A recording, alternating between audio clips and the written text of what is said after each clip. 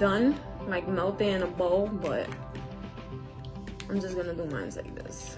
It's more convenient. It's already warm.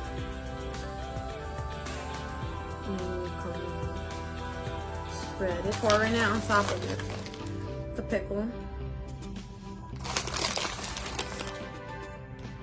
So this, I'm new at this, so I decided to try it because I said, oh my god, even I'm gonna taste it.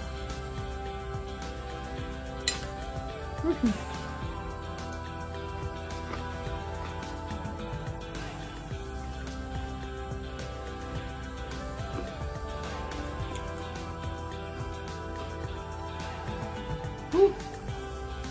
And hot.